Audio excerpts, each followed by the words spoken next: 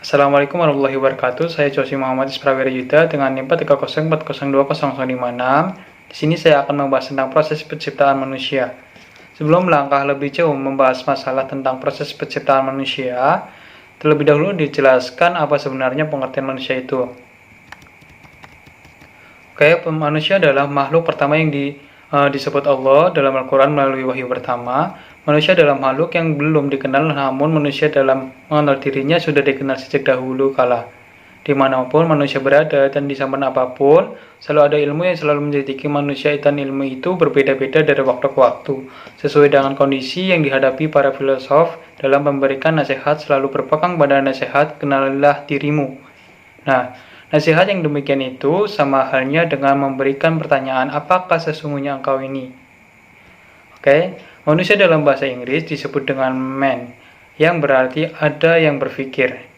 Nah, manusia diartikan sebagai makhluk yang berakal budi, sedangkan manusia dalam pandangan kebendaan atau materialis hanyalah merupakan sekepal tanah di bumi. Nah, manusia dalam pandangan kaum materialis tidak lebih dari kumpulan daging, darah, tulang, urat-urat darah, dan alat pencernaan. Akal dan pikiran dianggapnya berbeda.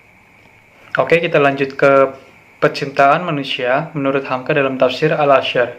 Mengingat bahwa tafsir Al-Azhar ini dilihat dari aspek metodologis, termasuk dalam kelompok tafsir tahlili ijmali. Maka dalam penafsiran Quran surat Al-Hajj ayat 5, Hamka menafsirkannya dengan cara menjelaskannya secara global dari beberapa fase penciptaan manusia tersebut. Namun, sebelum menjelaskan fase-fase dalam penciptaan manusia, Hamka memulai tafsirnya dengan menjelaskan terlebih dahulu berpangkal dari firman Allah dalam Quran surat Al-Hajj, ya ayuhan nas, wahai sekalian manusia. Beliau berusaha menjelaskan bahwa hal ini merupakan seruan bagi seluruh umat manusia tanpa terkecuali mengenal dua hal yang amat penting, dasar-dasar berpikir. Nah, menjadi pegangan hidup, yaitu percaya dan adanya Allah dan percaya tentang adanya kebangkitan kembali sesudah mati. Lalu semua itu disebabkan oleh karena adanya kenyataan bahwa banyak di antara umat manusia yang tidak percaya akan kekuasaan Allah dan meragukan akan kebenaran wahyu ilahi. Mereka menganggap bahwa apa yang telah berubah dari bentuk aslinya, seperti proses kematian manusia, beratus-ratus tahun lamanya hingga menjadi tulang belulang yang diperserahkan atau menjadi abu setelah dibakar, tidak akan dapat kembali seperti semula. Menurutnya, bagaimana mungkin itu akan terjadi? Nah, namun jika diikuti arah penafsirnya, penampakannya ia membagi beberapa fase penciptaan manusia menjadi 7 fase. Nah, fase-fase yang dimaksud itu ada fase turab yang pertama. Menurut Hamka, bahwa fase turab ini tidak hanya berkenaan dengan manusia pertama saja, yaitu Adam, tetapi juga kita semua diciptakan dari tanah. Menurutnya, bumi yang terkena siraman air hujan akan menumbuhkan berbagai macam tumbuh-tumbuhan, sayur-sayuran, buah-buahan, bahkan segala macam makanan pokok, seperti padi, gandum, dan sagu. Dari berbagai macam makanan itulah terdapat zat-zat yang dapat menyuburkan hidup manusia. Hal ini sejalan dengan Quran surat Al-Sajdah yang menjelaskan bahwa dari tumbuh-tumbuhan, binatang ternak mereka dan mereka sendiri makan. Nah, berbagai macam baik nasi, sayuran ataupun buah-buahan yang kita makan pada akhirnya menjadi darah yang di dalamnya terdapat zat hormon untuk meningkatkan nafsu seksualitas. Dari dalam darah itulah mani berasal, baik mani laki-laki maupun mani perempuan. Nah, yang kedua ada fase nutfah. Fase kedua proses penciptaan manusia dalam ayat tersebut adalah fase nutfah, sebagaimana telah dijelaskan sebelumnya bahwa nutfah asalnya adalah dari beberapa makanan yang kita makan sehari-hari. Nah, dalam memaknai term nutfah ini, ayat ini tidak mengkhususkan hanya pada laki-laki. Artinya bahwa nutfah itu tidak hanya dipunyai oleh laki-laki saja sebagaimana dipahami selama ini, tetapi yang dimaksud nutfah adanya perpaduannya mani laki-laki dan mani perempuan yang ada di dalam rahim. Mengenai hal ini, Hamka mengatakan sebagaimana berikut. Ahli gizi menyelidiki khasiat tumbuh-tumbuhan itu bagi menyuburkan darah.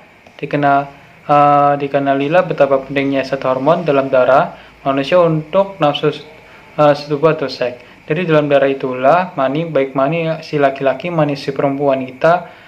Misalkan secara kasar, petang hari suami istri makan buah durian yang panas, khasiatnya itu. Yang ketiga ada fase alaqah.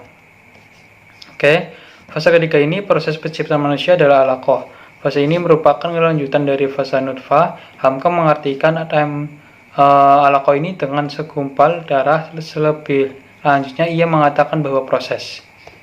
Oke, yang keempat ada fase mudghah.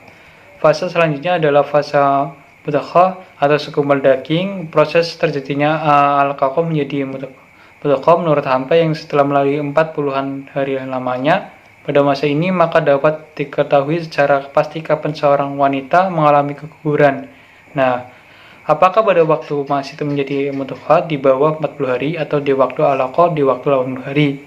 Ataukah di waktu mudghah atau di bawah 120 hari? Yang terbentuk ataupun tidak terbentuk pada ayat tersebut penafsirannya adalah sampai pada sekitar 120 hari itulah yang jelas apakah akan menjadi manusia sempurna mukhalaqah atau tidak sempurna khairu mukhalaqah. Sebab pada umur 120 hari itulah nyawa akan mulai ditiupkan. Lanjut ke fase tifal atau bayi. Ini merupakan fase setelah mudghah. Proses terjadinya mudghah hingga menjadi tifl melalui proses yang cukup lama. Sebagaimana telah dijelaskan sebelumnya bahwa pada fase mudghah Tuhan telah menentukan beberapa hal, baik menyangkut jenis kelamin, rezeki, bentuk rupa, dan lain-lain. Yang selanjutnya ada fase dewasa atau asyuda.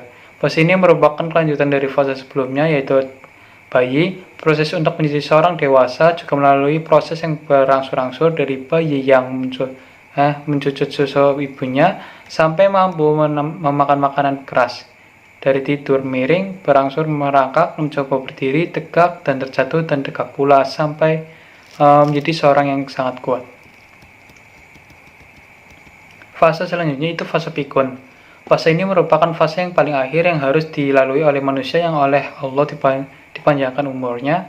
Sebab bagi mereka yang umurnya dipendekkan oleh Allah, sudah barang tentu fase ini tidak sempat dijalaninya.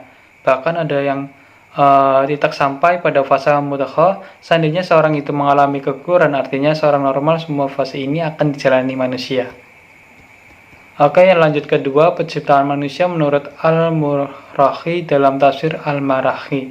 Nah, sama seperti tafsir Al-Azhar, tafsir Al-Marahi juga termasuk dalam kelompok tafsir tahlil ijmali, sehingga penafsirannya cenderung parsial dan tidak berusaha menjelaskan ayat-ayat dikali dengan ayat-ayat lain yang senada.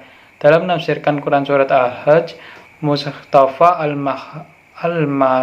Al-Marki mengklasifikasikan penciptaan manusia menjadi 7 fase diantaranya. Ada fase turab atau tanah.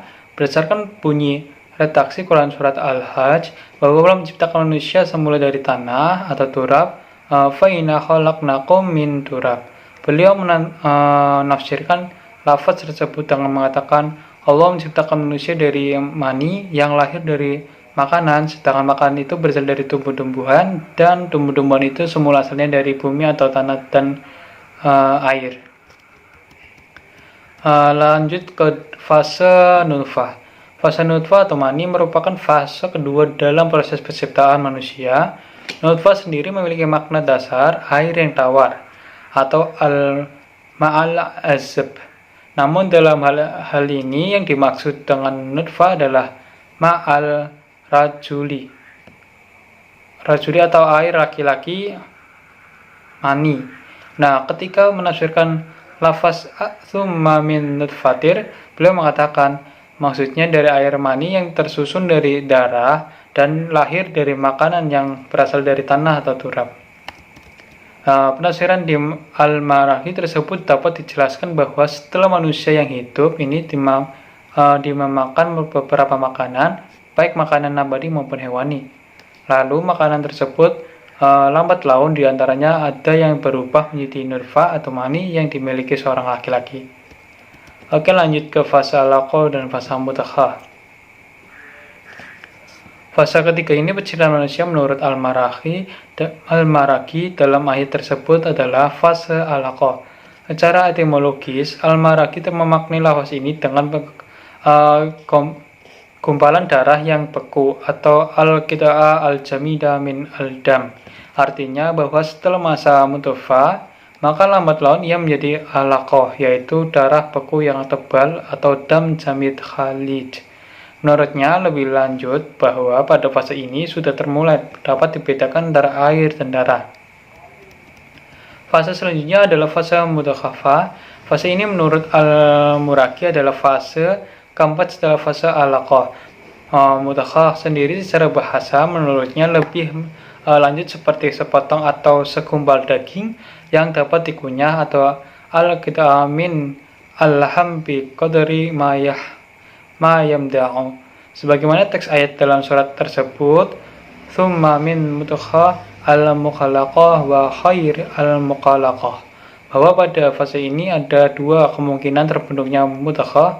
Pertama, fase di mana mudakha diciptakan dalam keadaan sempurna atau mukhallaqah, tidak ada cacat dan tidak ada kekurangan. Dan kedua, fase di mana mudakha diciptakan menjadi sesuatu yang tidak sempurna atau khair al-mukhallaqah sehingga berikutnya menjadi cacat.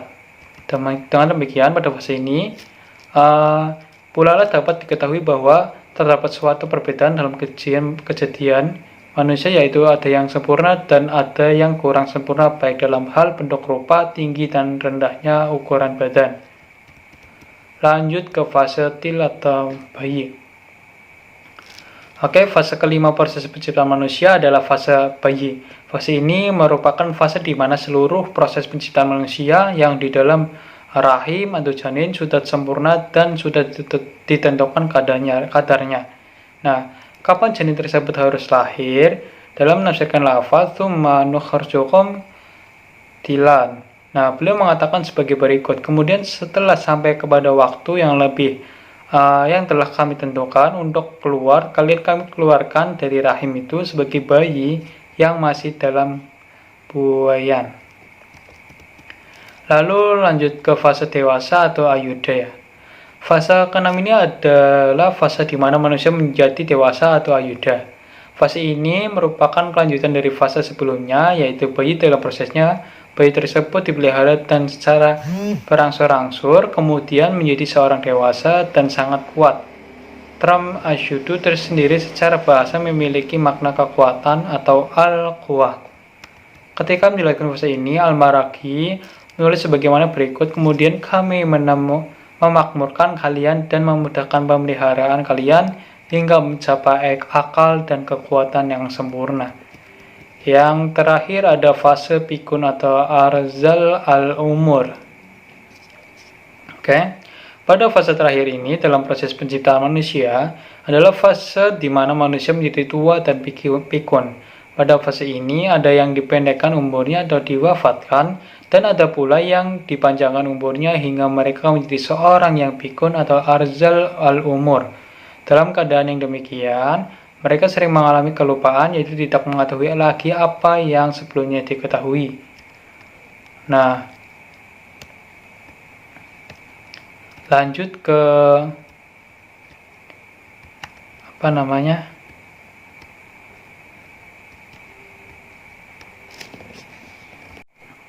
Oke, selanjutnya ada Tantawi Johari. Nah, ayat-ayat penciptaan manusia yang dilakukan Tantawi ini yang kemudian memperlihatkan sisi rasionalitas tafsirnya mengacu pada rumusan tafsir rasional, artinya penafsiran terhadap ayat-ayat penciptaan manusia dilakukan dalam rangka mencari hikmah dan pelajaran yang ada di dalamnya dengan menggunakan akal. Sehingga dengan rumusan ini, penafsiran tidak berhenti pada tataran penggunaan akal, tetapi pencarian hikmah dan pelajaran yang bisa diambil dari ini. Selain itu, penciptaan manusia yang dimaksud adalah penciptaan manusia secara biologis dengan fase-fase yang telah disebutkan oleh Al-Quran. Nah, surat lain yang mendukung pendapat Tantawi mengenai manusia adalah Quran surat Al-A'raf ayat 7. Allah berfirman, apakah yang menghalangimu untuk bersujud kepada Adam di waktu aku menyuruhmu? Iblis menjawab, saya lebih baik daripadanya.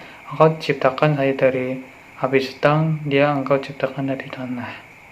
Dalam ayat ini, Tantawi membandingkan antara penciptaan manusia dari tanah dan jin yang diciptakan dari api. Ia mengatakan bahwa api memang lebih indah karena memiliki cahaya bagus, ringan, sedangkan tanah itu keras. Jin menganggap dirinya lebih mulia karena diciptakan dari api itu keras. Lalu jin menganggap dirinya telah mulia karena diciptakan dari api dengan alasan bahwa api mempunyai cahaya lebih indah dan bagus. Hal tersebut tidak terjadi pada Adam, walaupun menjadi salah satu penyangga dalam tubuhnya, tetapi tetap saja jiwa tanah yang lebih dominan dalam dirinya manusia dalam pandangan Tantawi juga tersusun dari api dan tanah. Tetapi tanah yang lebih dominan daripada api, maka dari kedua unsur ini, seperti yang sering kita katakan, Tantawi terdapat dua kekuatan dalam diri manusia, yaitu unsur api, itu tersusun dari kekuatan api yang sering membuat manusia mempunyai sifat seperti marah dan yang sejenisnya. Sedangkan unsur yang kedua, yaitu unsur tanah, tersusun dari kekuatan tanah, yang pada akhirnya nanti mampu melahirkan keinginan-keinginan atau syahwat dalam diri manusia seperti mencari makan, minum, dan penghidupan layak lainnya. Dalam ciptaan setan terdapat unsur tanah tetapi tidak dominan. Tantawi juga menjelaskan nilai manusia itu diciptakan dari tanah dalam Quran Surat Taha ayat 10. Minha khalaqnakum wa fiha nu'idukum wa minha khurijukum taratan ukhaira. Dari bumi atau tanah itulah kami menjadikan kamu, dan kepadanya kami akan mengembalikan kamu, daripadanya kami akan mengeluarkan kamu pada kali lain. Nah, Allah menegaskan dalam ayat ini bahwa manusia diciptakan dari tanah dan akan dikembalikan kepadanya. Tantawi menyadari bahwa kemajuan ilmu pengetahuan sangat cepat pada masanya, tetapi walaupun demikian ia mengatakan bahwa Allah telah menegaskan untuk menyingkap semua hal-hal yang masih tersembunyi. Perkara atau gambaran penciptaan dan pengembangan manusia merupakan perkara dan kejadian yang luar biasa. Sekian dari saya, apabila ada kesalahan mohon maaf. Wabillahi taufiq wal hidayah. Wassalamualaikum warahmatullahi wabarakatuh.